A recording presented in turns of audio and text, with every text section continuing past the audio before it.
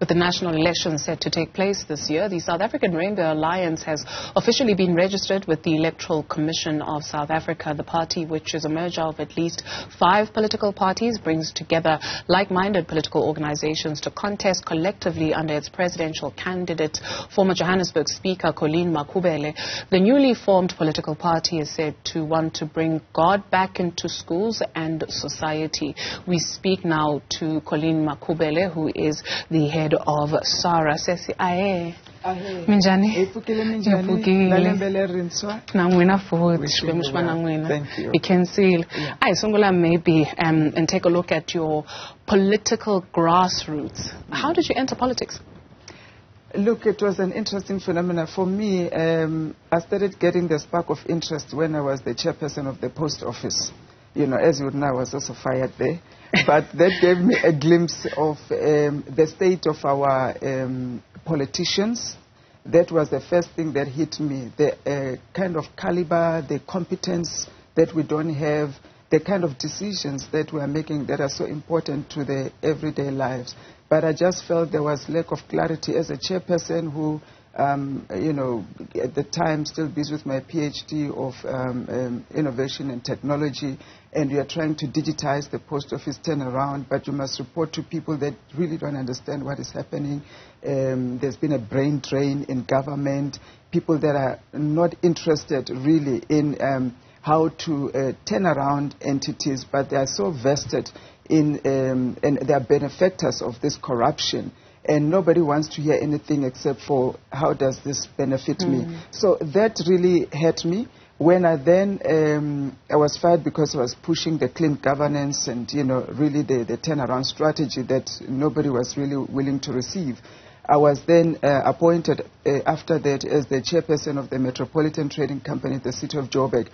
And for me, seeing local government in the state that it is, and with councillors that 60% of them don't even have matric, and they must run a 70 billion rand budget to provide you with basic economic infrastructure, basic social infrastructure and services, and make sure that you have power, investment. You know, I think it's just an insult to the people of South Africa what we have done with politics and politicians. That began to pull me more into coming into politics, to say we who have had the privilege to be educated, to graduate, to benefit from some of the policies that the country had put in place for women empowerment in business. We have all left government for private sector, thought we abdicate this responsibility to somebody else, people that are less competent, corrupt, and then we just stand on the side, accuse and complain. And I thought, I want to do something, I want to be part of the change, and I had to leave what I was doing to get into it. Not popular, you lose a lot in the process, but I think for posterity, for the sake of this nation, all of us must take ownership of the future of this nation. And I'm calling on all of these professionals that have left government to people that just don't have any other employment to do, to take advantage of it. And we're not seeing proper policies, we're not seeing change, we're not seeing our people looked after, we're seeing the decay of the country. We have to do something. What happened with the city of Johannesburg? What you are describing, by and large, can be almost equated to what we are seeing in the Johannesburg City Council, where councillors sit day in, day out.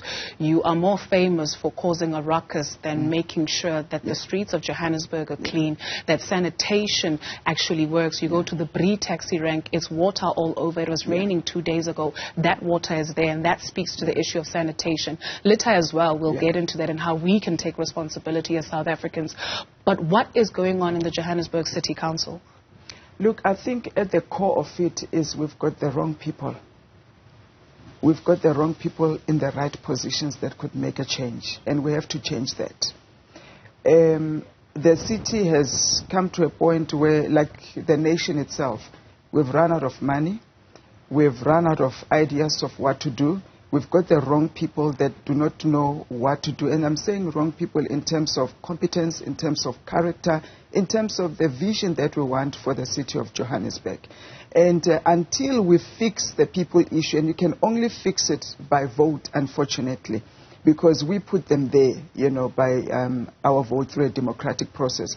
Until we get rid of this remnant of people that are there, that there's no interest in servicing. Look at the type of, Prof. Lumumba calls it kakistography.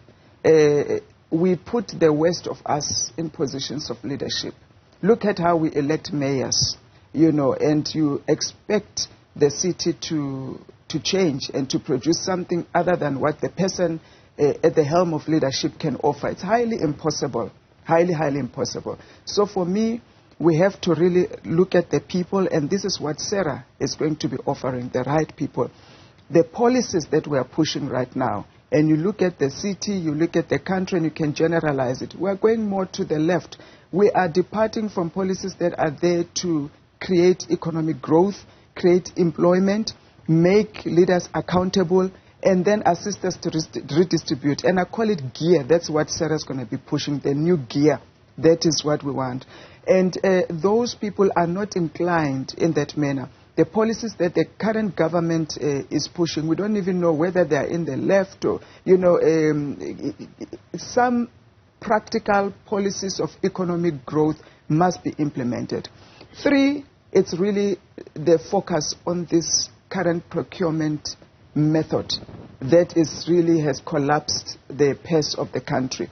If we cannot change, and we have proposal to change how we're going to procure in government, so that we get rid of corruption, we empower local SMMEs, and we also then reduce their burden, we remove their tax burden, etc. They are able to service local communities. But we are so hell-bound in centralizing everything in terms of procurement and burdening that procurement and with margins that must go to different cadres, etc., such that this procurement becomes the center of our everyday talk. If we're going to do a road, we are going to be stuck for the next 2 years on who was given this road and the procurement processes that were flawed, etc. Meanwhile, the people are dying on the road every day on roads that are not done. If we're going to be building houses, we've got a backlog of 2.3 million houses in this country. We are bogged down on who's going to be doing this, what did they charge, and the shoddy work that they have to do to spare money for corruption. Mm-hmm. In the meantime, we're not solving that. So SARA is coming up with a voucher system where we're going to do away with corruption. We're going to say this housing backlog of 2.3 million, we're going to kill it in the next 12 months, giving people vouchers equivalent to the cost of the RTP houses everywhere. Come and collect like you collect your SASA grant. That's your 100,000 voucher, confined to building material, confined to paying a service provider in your local area. There's a service, then go build the house that you want. You've cut down all of this corruption. You've saved money. You've reduced the centralization of government and the backlog. So it's really creative ideas. It's the right people. It's coming up with policies that are going to move the country forward to economic growth rather than to regressing to some ideologies that are not practical. I would like for us, for the purpose of the conversation, to focus on the city of Johannesburg, where you have practical experience in terms of what is going on. And in focusing on the city of Johannesburg, we're then looking at the bigger picture of South Africa, right? So were you one of those wrong people in the right decisions? Ma'am, you were there. Everything that you're telling us about now, you had some sort of power to influence. What did you witness that disallowed you from doing that? Because when you speak of the vote, it's not just one party that is in control of the city of Johannesburg. And if we're speaking about a national coalition, if it is not working at a 10% level, which is almost 100% when you speak of municipalities and their role in fulfilling people's needs, what stopped you from being able to implement some of these really good ideas that sound good in theory, but practically what happened? Look, if you remember, I was with COPE and we had one seat in there. So your influence is limited as well. Yes, I was the speaker who's not involved in the executive. I had desired to take the mayorship because I knew that I have the competency, I have the characteristics and the experience, you know, to push some of these programs and policies that we could have changed in the city of Johannesburg to make us able to deliver to our people and make the city work. But you are limited because you are in a coalition that was also a coincidental coalition because nobody planned it before the elections. Things happened in 2021 that nobody anticipated and nobody won. We have to come together to form this coalition. First, we are with a multi-party coalition, and I'm the chair of chairs, really lower down also in the structure, not much influence, you are just there as a voter, etc.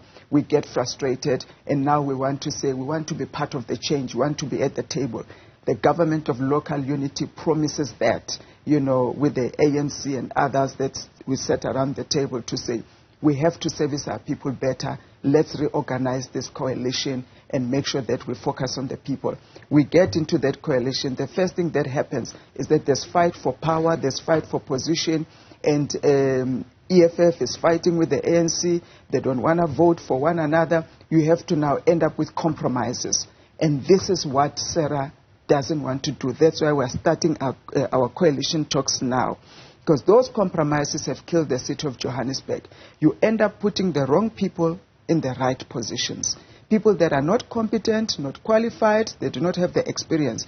Granted, we've got a lot of good people that are part of that coalition, that given merit is not used as a yardstick of where do you put MMCs, where do you put mayors, where do you put this position.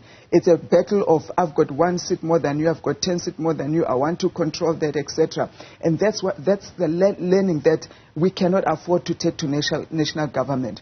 We are not putting our best foot forward and our best people forward. That's what's collapsing the city of Johannesburg. Then it's a battle of what we are implementing, the ideologies that are at work and loggerheads there.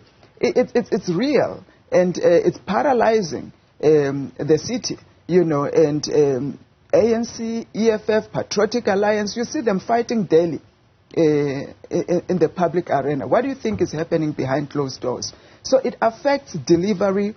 It affects efficiency of providing services. It affects how you focus outward to what the voter has voted you for. You end up fighting amongst yourselves on what the party's most beneficial thing would be for the party and the individuals, not what the people are. That's why we chose as SARA to say, let's form and organize ourselves now.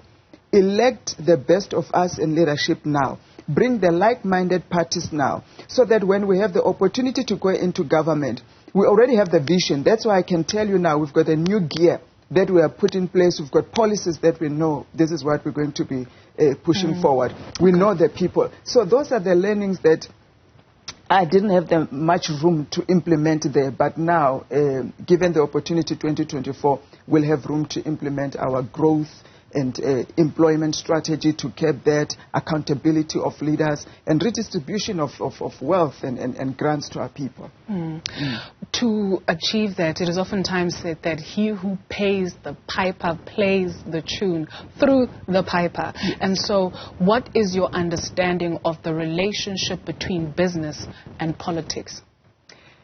It's interesting, and I've learned a lot from President Thabo Mbeki, and that's why even our policies align to the new gear. We're changing what didn't work, etc. But he gives insight because he's been in that hot seat. He's led government even through the time of Utata Mandela. And he says business in South Africa has not played its maximum role to really assist the nation in terms of having the maximum confidence that any other business in developing countries would have, in terms of having the confidence to take their liquidity, their money, reinvest to assist government in job creation and all of that. But business, and this is me adding, business has played a role in controlling politicians, in turning them to where they want to go to, what benefits them at the time. We see it now, and it's becoming apparent to me. Where we get our funding, how do we get that funding? What is the cost of that funding? Not just to me as a person, but to the country and the policies that will drive. And business that would also, in terms of foreign business, come and invest in the country as well, would have its own demands. Now we've also fallen in the debt trap as a country, where we've also borrowed money from IMF and World Bank as well. And we have to service this unsustainable debt. They also have their demand. So your question is so relevant, because we're in a trap where we have to now look at what is best suited for international business, for world business, for our funders, etc. And the balance of serving our policies as a nation, dictating our terms and how we want to roll out this, can very well be hampered. And we have to see how we navigate that because of all of this business. But the key message that we want to give, two things. For our SMMEs, because we want to bring them up to play a more critical role in the development of South Africa in fighting unemployment and fighting inequality, we want to remove and deregularize them up to a certain threshold, whether it will be 5 million, 10 million revenue, where they are not required to pay tax. Some regulations are exempted from them. Let them be able to work, get established, employ people without the burden of even paying the basic income. You know, because somebody who's earning 200,000, how do they pay 3,500 for that? And then we want to encourage the bigger business, the bigger corporates, the owners of capital, to have more faith and trust in this nation that has given them the opportunity to operate, to grow, and to make the money that they have made, to be as liquid as they are, to reinvest in factories, reinvest here in job creation, instead of this nervousness and mistrust and the white fear that exists to say something is going to go wrong, they must be ready to take a flight. So we have to balance all of this, and I'm learning the complexity of it. And I'm consulting books. We are talking to those that have walked this path in terms of how did they navigate, especially those that were in the Thabo Mbeki era, because that's when we had policies that were working. We saw growth in South Africa. Yes, we didn't see jobs creation as we had wanted it to. The conditions were different. So we are consulting and revamping our policies to align to that, so that we are able to implement this new gear that takes into consideration all of these things. The COVID has happened, load shedding, transport, ports are falling apart. What do we do? Import, export has been hampered. You know, the brain drain has happened. The right people in government has gone. But we are determined to make this new gear work. I do beg the team's pardon. When you speak of the Thabo Mbeki era, we so euphoric about that era. We were coming into new democratic South Africa. Things were much different then than they are now. Certainly. What is your understanding of the reality on the ground with 60 million plus people in South Africa? You worked in the city of Johannesburg. Did you walk the streets? Did you take a taxi to and from work? Do you have an understanding of what people were talking about in the taxi? What bothers them? What is it that they want to see changing? I was one of the speakers, and even to date, they talk about me as the people's speaker, because I was in the face of the people every day. You hardly found me in the office. I was in the communities, talking to the people, engaging with them, helping them. If anything happened, you'll see the speaker first and foremost on the ground. And what I have learned, what bothers people the most, is their ability to earn a living. People are looking for jobs. People want to be able to put food on their table, to put their children at school. They want to afford health care. And if we can give people the opportunity to get jobs, they can build their own houses. They can afford to improve their living standards. The Mbeki era was trying to do that. That gear, I believe in that gear, and we are revamping it to take into consideration what you said. Then we're in the new democracy. Where we are now, we're even worse than where we were at that time. And what happened 2008 up until now has taken us nosedive as South Africans. So we have to go back to what worked and then relook at what conditions have changed. What do we need to improve now to make it work? Are you at liberty to share who's funding SARA? Not at this stage, but our members are funding. We've got businesses that are funding. We are going to disclose that with IEC. Thank you very much, ma'am, for your time this morning. Colleen Makhubele, who leads SARA, and it reads The Birth of a New Nation. She's the president of SARA.